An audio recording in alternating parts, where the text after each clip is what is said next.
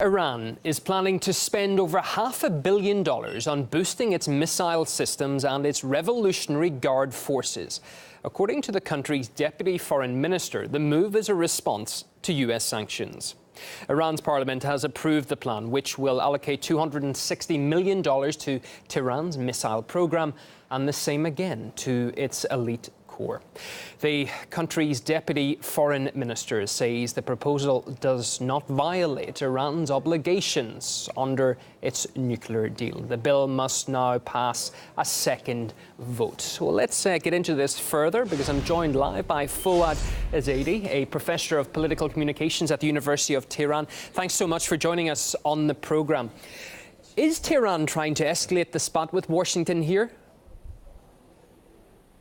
Yeah, I think the Iranian government is trying to send a signal to the U.S. government that the new legislation that was signed by President Trump just a few days ago is not welcomed.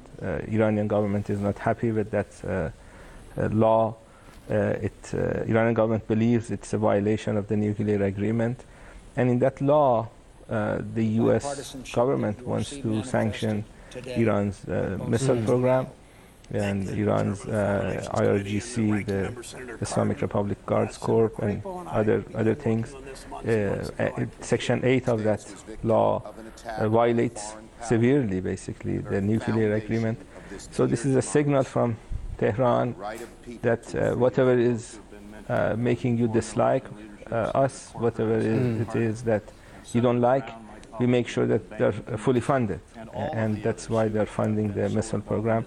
And given the fact that the U.S. government is threatening North Korea with nuclear weapons, having conventional missiles is the basic thing a country can have. So, okay, are U.S. sanctions actually having a desired effect from what Washington wants?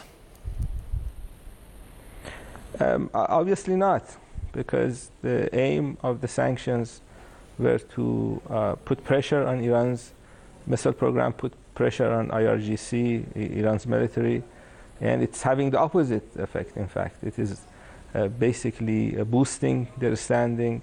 They're becoming popular internally because people are realizing that Iran is relatively safe in this part of the world because Iran can defend itself, unlike Iraq or Afghanistan. Iran is able to defend itself, and they realize that this is due to the fact that Iran's military is strong. Okay, so if Washington does see Iran as having nuclear ambitions, how do you think America should approach the situation?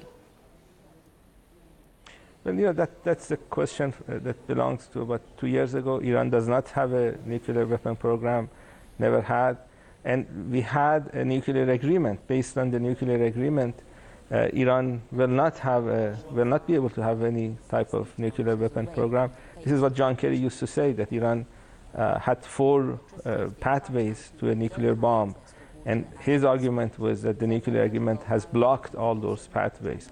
Iranian government has been saying they never wanted a nuclear weapon, but based on the agreement, because of the monitoring, Iran is not going to be able to make a bomb. So that's an old question. Thanks so much for taking the time to speak to us this hour. Fouad Ezedi, Professor of Political Communication at the University of Tehran.